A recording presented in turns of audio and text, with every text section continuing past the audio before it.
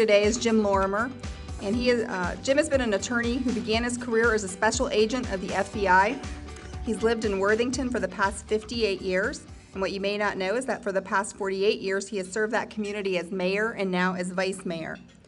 He was employed by Nationwide Insurance Company for 37 years, where he was vice president of government relations. While he was there, he established that company's employee fitness facility and also became involved in the field of sports promotion. He served as the chairman of the United States Olympic Committee for Women's Track and Field and has promoted national and world competitions in a range of sports over the last 5 decades. He served on the President's Council on Physical Fitness and Sport, and in partnership with Arnold Schwarzenegger, founded and has promoted what has become the Arnold Sports Festival here in Columbus. I was fortunate enough to attend that event on behalf of Rotary this year and to present scholarships to some wonderful young athletes. It's amazing that we can do that and to provide those scholarships, and it was a great event. The way that Liz Green and their team ran things was really impressive. They're really on it and really just make it work like clockwork. The Arnold has become the largest multi-sport event in our nation, involving 18,000 athletes competing in more than 50 sports and events. They have 185,000 attendees and have brought $51 million into our local economy each year. In 2016, the Arnold Sports Festival will be represented on 6 continents. They'll be in Melbourne, Australia, Rio de Janeiro in Brazil, Johannesburg, South Africa, Madrid, Spain, China, and this will be their 28th year in Columbus, Ohio. So we've asked Mr. Lorimer to explain how this came to be, and I, for one, can't wait to hear his story. Please welcome Mr. Lorimer to the podium.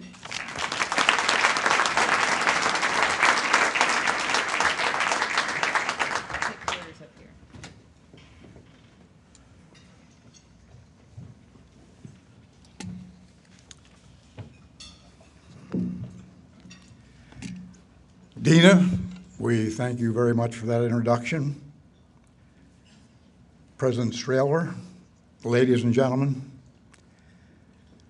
I greatly appreciate the opportunity to be here today to thank the Columbus Rotary for their great scholarship program in support of the Arnold Sports Festival weekend for the past decade. Your scholarship program has helped enrich the lives of many most promising young people. And under the scholarship committee led by Chairman Steve Sundry and participation by many Rotarians in presentations, it's proved to be one of the most meaningful and welcome highlights of the Arnold Sports Festival weekend. I've been asked to comment briefly about how this came to be, and if there is a message, it's a message that Rotarians well know. It is how one pathway leads to another in life when we are out there trying. As was mentioned, I started my career in the FBI. I went directly from law school into the FBI. In the Bureau, I was focused on the field of intelligence investigations. And my mission was interviewing communists. Now, you will recall, many of you, from the 4 decades, 1950s through the 1980s, there were just 2 great powers in the world. The period was called the Cold War period. And we were, as we discussed with these communists all the time, they would say that the communist system is the superior system. It is the way of life that is going to prevail in the future. It is more equitable. And many of these people were very intelligent, very sincere, of course. But I, of course, did not agree with them that that would be the prevailing system. You may know that prior to 1952, the Soviet Union never had an Olympic team. But in the 1950s, they embarked upon an Olympic development program, substantially a professional program focusing on the Olympic sports, in order to make a comment on the international stage about the superiority of their system in the friendly field of sports competition. Throughout the 50s, they formed this professional training network, and it wasn't until 1959 that the Soviets came to the United States for a competition in Philadelphia, Pennsylvania, between the Soviet Union and the United States in track and field. And I was living in Columbus at that time, and I knew, I was out of the FBI then, I knew that they were ready to make the statement they wanted to make. And I went down to Philadelphia, Franklin Field down there, and they had a 2-day competition in which the U.S. men, because of the great interscholastic programs they had, managed to beat those professional Russian athletes. But on the same field, on the same day, the U.S. women's team was competing. And in the high jump, the women representing the United States in international competition were doing what's called the scissors high jump. And you may recall that story, you come up and you try and step over the bar. The Russian girl athlete was doing the Western roll and jumping a full foot higher than the U.S. athlete. And that occurred throughout that program. Our women simply had not had an opportunity to compete. As a consequence, the following Monday, the Philadelphia Inquirer calls a headline, "Soviet team beats U.S.," because they combined the men's and women's scores. And that headline goes out across the world. So I'm coming back from Philadelphia, and I thought, well, this is absolutely ridiculous. Those girls did not have a chance. I could find a girl right in Worthington, Ohio, and could show her quickly how to jump higher than this girl had been representing us on the U.S. team. So I contacted the Worthington High School track coach, Les Eisenhart, and I told him the story, and I said, could you identify for me the best 14 or 15-year-old girl athlete in Worthington? And he said he thought he could. And he came back and told me it was a little girl named Melissa Long. At 14, she was beating the boys. So I contacted Melissa and her mother and told her what I had seen. I knew she was a great athlete. And of course, Melissa was in heaven, because here was somebody giving her a chance to express who she was, because she wasn't able to compete. I got her a pair of track shoes. We started training her a little bit, and about a month later, at Ohio State University was a huge junior Olympic competition. 1,500 youngsters, 700 of whom were little girls. And I told Melissa, we're going to go down and enter that competition. And we did. And she won both the sprints, competing over 700 other little girls. But at the same time, on that same day, I saw that there were quite a few other young girls there, keeping right up on Melissa, throwing balls far, jumping high, jumping far. And at that moment, it occurred to me that, wait a minute, we've got some real talent here in Columbus, Ohio. Can we harness a bunch of Melissa Longs? That following Monday morning, I went to the Columbus Recreation Department. I met with Nick Barrick, after whom a building is named here in town. He had been national president of the AAU, and he had been down in Philadelphia, and he saw what happened. And I told him that I had I wanted to identify the girls who had been competing in the event over the weekend, and he gave me the entry blanks for the top 12 girls who had won contests over the weekend. I contacted each of those girls, many of their families, and told them that we were starting an Olympic development program and I wanted them to be a part of them. All of them had the same reaction that Melissa did. They were just thrilled that somebody was giving them a chance. So I've got a team of 12 top teenagers. What do you do with them? I went to Ohio State University and talked to Larry Snyder. Larry Snyder was the coach of men's track and field. He coached Jesse Owens. Larry Snyder had been down in Philadelphia and he had seen that competition.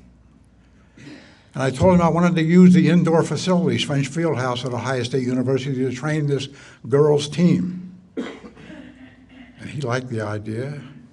And he said, if you can get the approval of the athletic director, Dick Larkins, after whom a building is named today, why, I'll let you use the facility after the men athletes have been done training.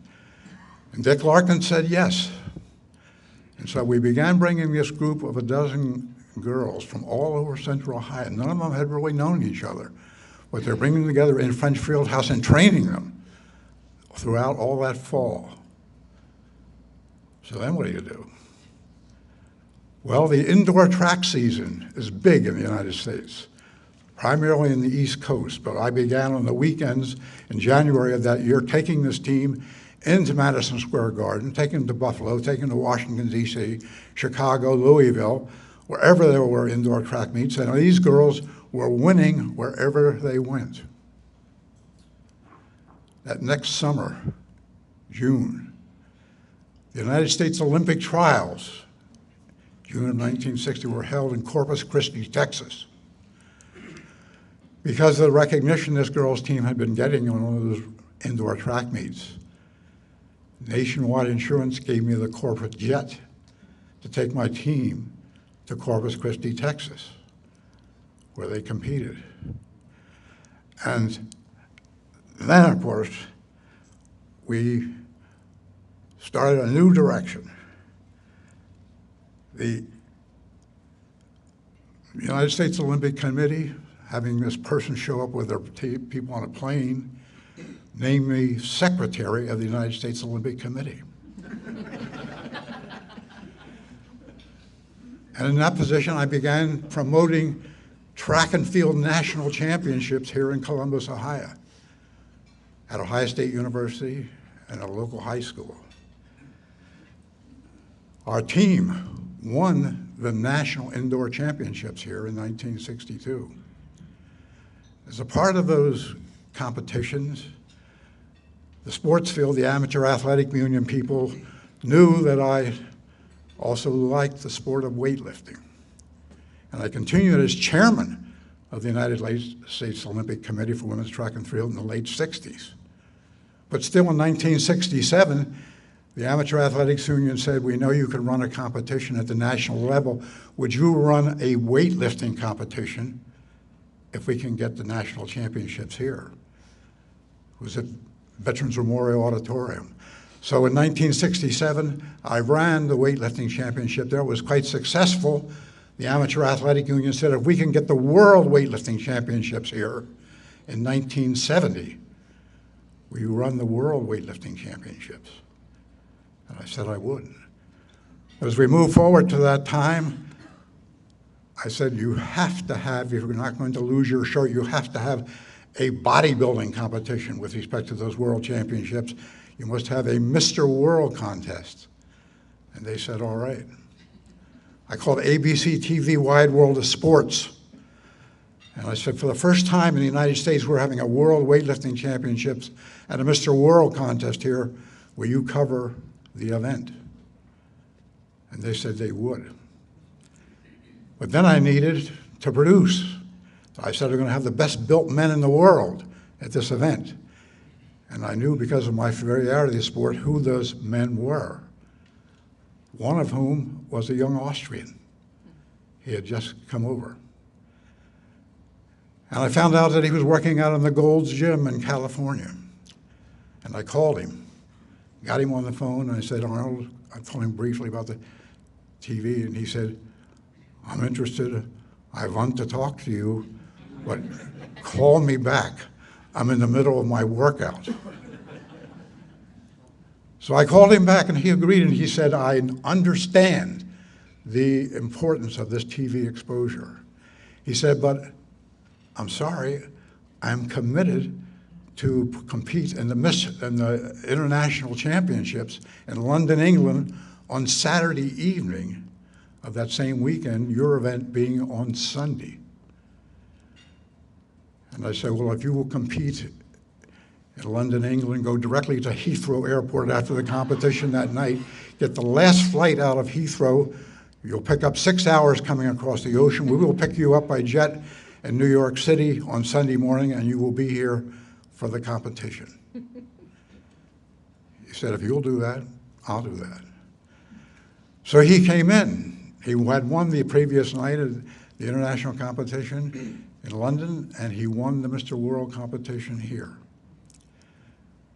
And after the competition, it was at Veterans Memorial again, he came up to me and said, we had met him at the airport by the mayor's limousine. He said, this is the best event I've ever been in. He said, when I am done competing in the sport of bodybuilding, I want to go into the promotion of the sport, do everything I can to legitimatize it, raise the cash prizes, make it a professional opportunity for men, and I'm going to come back to Columbus, Ohio, and ask you to be my partner. And I said, yeah. So for the next 5 years, he won everything.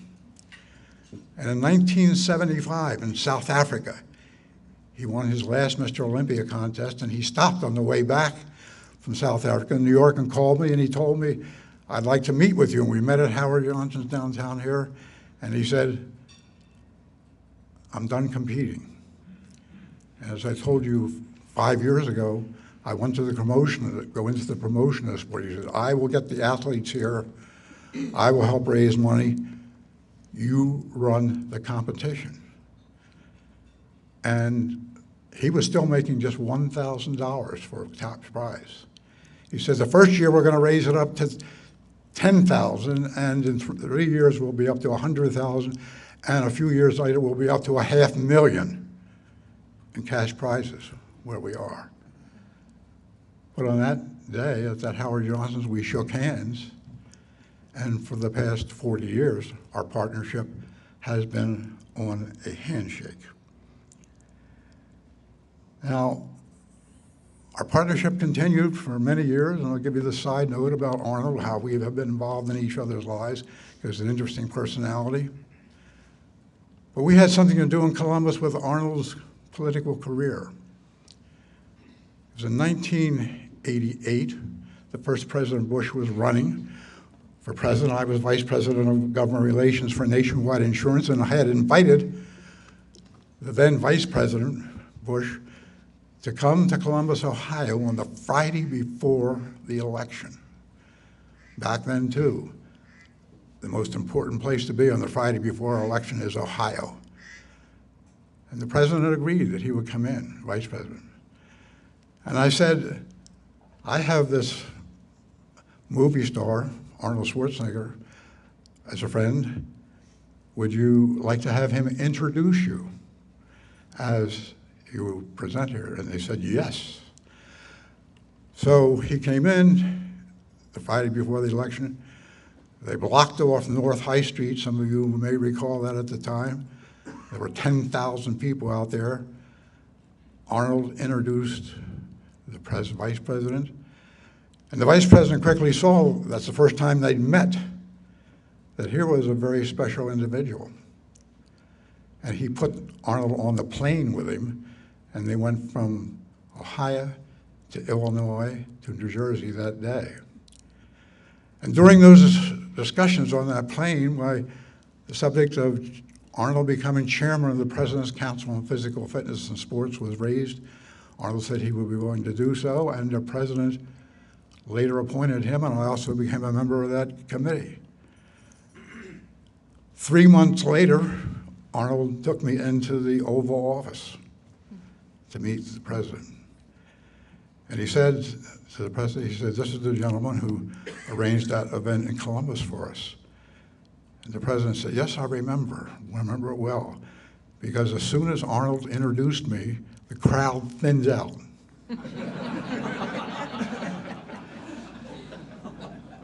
So Arnold, during his term of chairman of the President's Council, he traveled to all 50 states at his own expense, meeting the governors of all 50 states. Only one governor did not meet with him, Bill Clinton. And so, but that I can tell you that very much influenced his life. All those contacts with all those governors and seeing what a difference each of them were able to make in their own life. Now, we have continued with our event, of course, for the past 40 years. It far exceeds anything we ever anticipated, because of the great success that you help us make in Columbus, Ohio. Other nations came to us and said, could we do an Arnold Sports Festival in our country? And 5 years ago, we started out in Madrid. And then next week, I'll be in Madrid for the 5th event over there. And then we went to Rio, which is, the goal was to do one Arnold Sports Festival on each continent. And then to Australia. And now to Shanghai, China. So we are on all continents in this coming year. And in our own event here in Columbus, of course, it continues to be a thriving event for our community. But last year, I had I came brought in my office, I had the 55th reunion of the Hyatt Track Club girls team. They are now all age 70.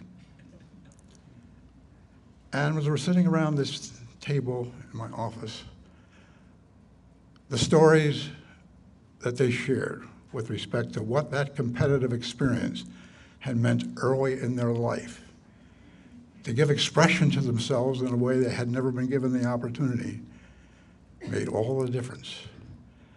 Every one of them had been graduated from college, one from Harvard Law School, 3 PhDs. When we were working in the 1960s, the girls had no opportunity to compete. But there are a number of people who were helping in the club sports, and the club sports is where the girls were doing it, like myself, who were getting out the message about this lack of opportunity, not letting people fulfill who they are competitively. And then in 1972, Title IX, the law that gave an opportunity to women to compete favorably, was enacted. Probably, I think, the greatest piece of social legislation ever, because it has changed our society. When I was in law school, there was only one lady in my class, a class of 100, only one lady. If you go to either Capital University, you now find more than half the class is women. More than half the classes in medical schools are women. And I'm saying to you that what happened on Title IX, an outflow of the type of thing that we're talking about here, is what's made the difference in our society. And so with that, I will say thank you.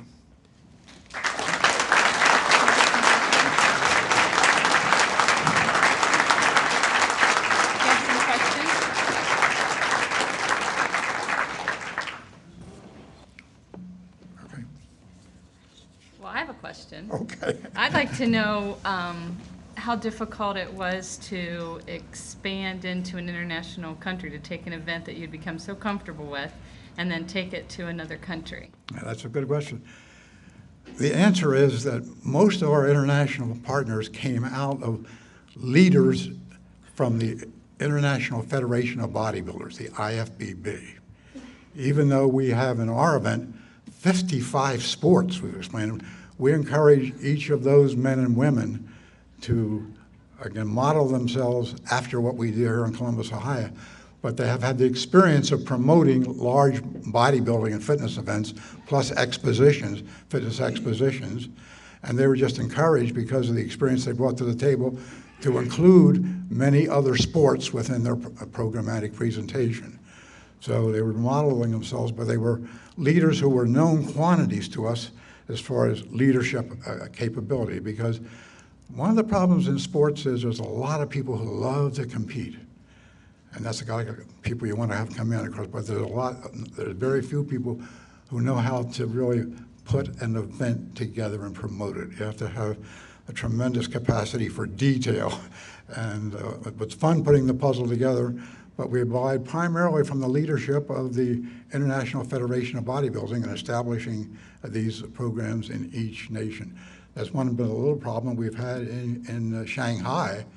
We were actually to 4 different cities in China, Beijing, down there, Singapore, and the like, and we didn't have the same type of leadership coming out of the bodybuilding because China is not as effective in bodybuilding. So we now have got the leadership we need, but the people who know how to run a competition and can also put together an exposition. You understand we have a fitness exposition here that involves 1,000 booths down at the convention center, but then we have another exposition out at the High Expo Center where there's another 100 booths and 9 buildings out at the High Convention Center, Expo Center we are now filling. So it's the only operation that fills everything in the 1,700,000 feet at the convention center and 9 buildings out at the fairgrounds. Out at the fairgrounds, we have 3,500 cheerleaders, 2,000 archers, several hundred table tennis players, and we also have a youth festival exposition, which is aimed at youngsters, again, 6 through 16, all of whom get in free. Yes, sir. I assume that neither federal nor state funds are involved in the local Arnold event. And the second question, if that assumption is true, is it also true of the ones on the other continents? It is true here, you're right. It is not true overseas. For instance, as you can imagine, in China, you better have the government right there for you because they control all the facilities, and we're rather insistent. The same thing is true in Brazil. In each of the foreign countries, we meet very early with the government because whether they bring money to the table or not, they bring needed financial, they bring their support and their control of the facilities. They control the facilities. You've got to get into facilities, so you must work with government much more closely than we have to here. Now, we have a lot of support from the government. Again, Tom Charles is right here today. As you know, he was Director of Public Safety of the state of Ohio. This gentleman, notwithstanding the fact that he was heading 9 divisions of government, he still continued as chairman of my security committee. Now, my security committee has 200 people in it. And that's at all levels of, we have the FBI, we have the highest statewide police, again, sheriff's office and local security. And we need that type of thing, but Tom Charles is a man who has the respect of the community, can bring all those security forces together, and consequently, we have a very safe and protected weekend. Similarly, we have a volunteer group of 150 doctors and nurses. 150 doctors and nurses volunteer. So we have a medical presence in each competitive facility.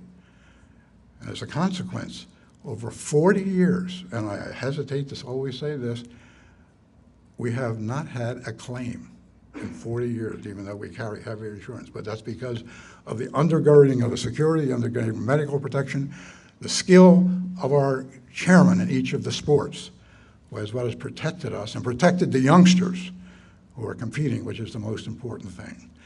And fascinatingly, when you get over to countries like China, what do you do about insurance? What's liability insurance doing? And that's part of the fun of putting the puzzles together each year. What's happening differently, culturally and economically, in these various areas? Yes, sir. Speak to your experience in this bodybuilding as far as the performance-enhancing drugs that exist today in all sports. Yes. And some are regulated, some are not regulated, some sports. So speak to that as your experience over the years. Absolutely. Yes, that is a challenging situation for all sports because they're trying to perform at the highest levels. They will do almost anything to get performance. Bodybuilding is one sport that has been, of course, unusually susceptible because you can see out front what's happening to these people's physiques. And consequently, what has happened, there's two organizations that have performed. One is a very, very large 187-nation amateur group, one of the largest sports federations in the world. That is well drug tested by WADA, and they have a lot of athletes, tremendous number of athletes competing on a drug tested level. At the professional level of the sport, they can't solve the problem because obviously the bodybuilders that you see the images of, the huge, huge men, they're enhanced by drugs, and unfortunately, well, how do you turn that around once you get this big physique? Because the crowds who come to see the sports often are ones whose value system is the bigger the better. And so you get these very, very large physiques, and it is a health problem for those individuals, but it's something in that sport that is really most difficult to control because it's sort of built into the sport, bigger is better, and it stays there. But at the amateur level, which is by far the biggest part of the sport, they have to do everything they can to maintain drug integrity because they are scooting always to try and get the sport into the Olympic Games, and it has to be shown to be WADA protected. Right. Yes, sir. How large a staff do you have? That's a good question, too. I have a staff of 7 people. 7 people. And my son is the one who works most of the international liaison. He spends an awful lot of time overseas and the like, but it's a staff of 7 people. But obviously, in each one of the nations that we do, we have partners. And there's not a contract with any of our partners either. We sort of do business like Arnold and I do business. We find people who we know, who we can trust, who do very, very well. And some of these each one of these foreign events have been successful. And we encourage them to do like we do. It's always to try and each year do a little better than your previous best. And that motto is what has taken us to ridiculous proportions. And what do you do with 55 events and all those things and put them together? But we have built gradually over 4 decades the capability to handle that. But it just takes a staff of 7 here. Yes? How has the change in venue in Columbus affected your event? Thank you very much for that question. As I mentioned to you, ran my first event in Veterans Memorial in 1967. Nobody had been there longer than I had. And as a consequence, and I've held events there every year, for all those years. So when they decided they had to take it down, they knew that that would be of concern to us and maybe a concern economically to the community. Governor Casey called me, and Governor Casey said, "Jim, this is a thing that seems to be handwriting on the wall." He says, "I recommend that you do not try and fight it, but you adapt to it." And he says, "We're going to do big things at the High Expo Center, the fairgrounds, which we know." And he said, "We're putting $38 million out there to upgrade it for the Quarter Horse Congress and for your event, and you will have access to the Quarter Horse Congress." And for many years, the Home and Garden Show has been on our weekend, the first weekend in March every year. And because we went along gratuitously on this thing, partly the Home and Garden Show moved off of our weekend, so that we had the advantage of using 9 buildings out there, plus all of the convention center. And hence, although we were very unhappy with that thing, it actually enhanced our capability to expand and to help more youngsters compete. So it changed out to be a benefit to us, although we did not think at the time that might be. The people at Veterans Memorial recently brought up to my office, they took the flooring of the stage of Veterans Memorial, put the flooring and mounted 3 seats on those floorings and put 3 front row seats from Veterans Memorial and the stage up in my office. So if you get up my office now, I got front row seats from the Veterans Memorial in my office. One more question? Yes, thank you. I was wondering, for young people that are talented in track and field, what would you suggest they could do to develop that? Because other sports have like travel basketball, travel baseball, but you don't hear of anything for people, young people talented in track and field. Right. Well, of course, the young people in track and field, girls and boys now, and particularly I'm thinking in terms of the girls, just have so much more opportunity than was the case before 1970. Again, every school has a track and field team for girls by and large. So getting into those track and field things right within the scholastic structure, and they get college scholarships now. I mean, right on up, they get the same college scholarship program, so get involved at the scholastic level. There's not so much club activity anymore, but almost every school has a track team now, and most every school is also obliged to have a girls' opportunity in there. So I think the opportunities are great, and it's a tremendous, because I came out of that background very much and very enthusiastic about track and field, but it's a great basic sport for all sports because it enhances your ability to run fast and to throw far and the like. So, but I think the opportunities are definitely there at the interscholastic and collegiate levels. Okay. Thank you very much.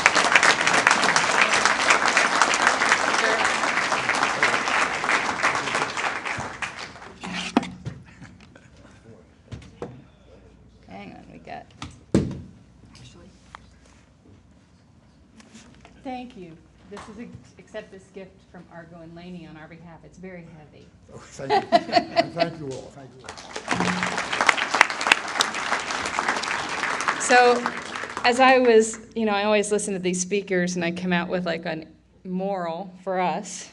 And the overarching theme that I kept hearing him say is someone had to ask and someone had to say yes. So as we move forward, let's always remember you got to have the gumption to ask and you got to say yes when asked. The other point I would just like to make is he talks about our scholarship program.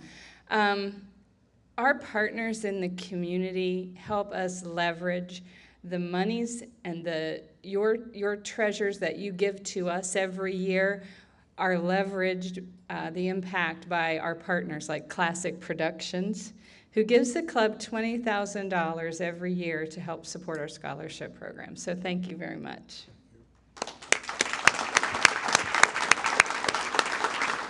Please come back next week when Dana McDaniel, the mayor or city manager or big kahuna of Dublin, will be here. City manager. City manager. Thank you. Be a Rotarian all week long.